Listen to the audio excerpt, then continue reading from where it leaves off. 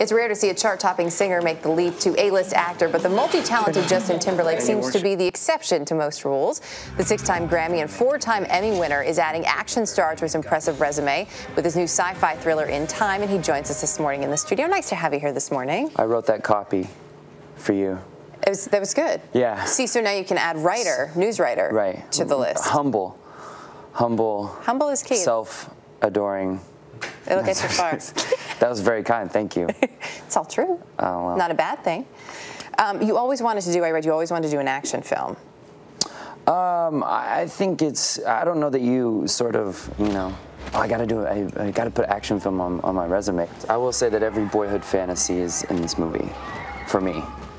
It's, you flip cars around and, kick the bad guy's butt and kiss a hot girl and shoot guns. And right. I mean, altogether, it's a pretty nice package. Yeah. It's kind of an interesting, the whole premise to this movie is kind of interesting.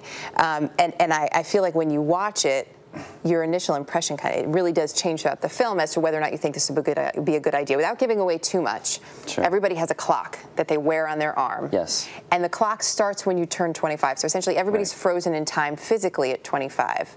You're doing a fantastic job. Thank you. Well, I want to set up this scene as we show it quickly, because it'll give people a good idea of what that looks like. Will Salas. Allow me to introduce my mother-in-law, Clara, my wife, Michelle, and my daughter, Sylvia. Nice to meet you all. I'll come find you later. I look forward to it.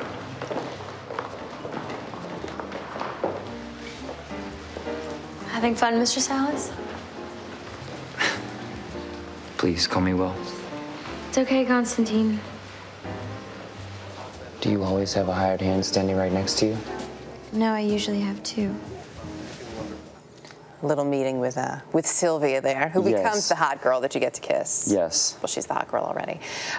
It's a crazy premise, though. So as this clock starts, essentially depending on where you grow up, it means you're either living for a really long time, and time means nothing, or you're living in some cases minute to minute. Yes. When I first read this script, for the 3 days, I felt like I was asking myself a lot of personal questions, just off the premise of just the concept itself.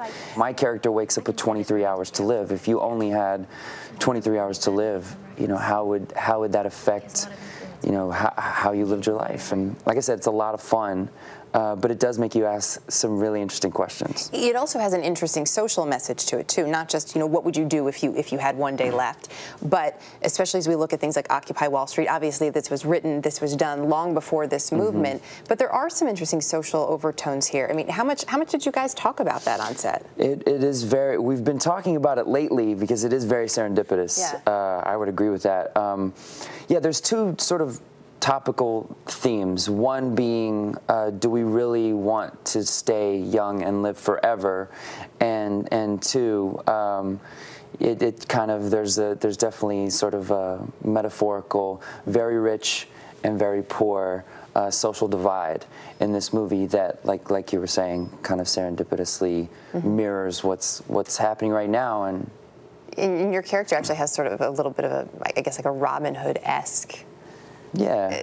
To him, in a way, sort of Robin Hood plus Bonnie and Clyde in some scenes. Absolutely. Yeah, there's it kind of, the second half of the film, the movie takes sort of an interesting turn, and it becomes kind of we go on the run, so it does kind of have a Bonnie and Clyde feel to it, and a Robin Hood feel as well. Yeah, it's definitely a thriller, a lot of fun to watch.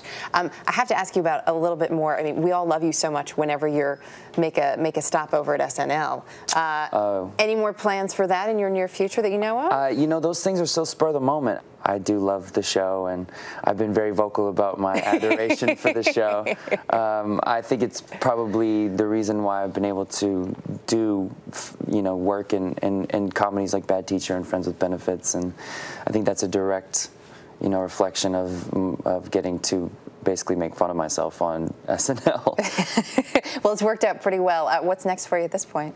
What's next for me? We're taking this In Time thing on the road, and after that, I'm probably going to strap a snowboard to my feet and Very nice. find some adventures. Nice way to spend the holidays. Yeah. You know, the holidays are definitely creeping up. It's funny how they do that so quickly every year. So yeah, I'll just be getting some family time and hanging out for the holidays. Nice. Well, great to have you with us. Thanks for stopping by. Thank you. Good luck with the new movie. Thanks. Glad you liked it. We did.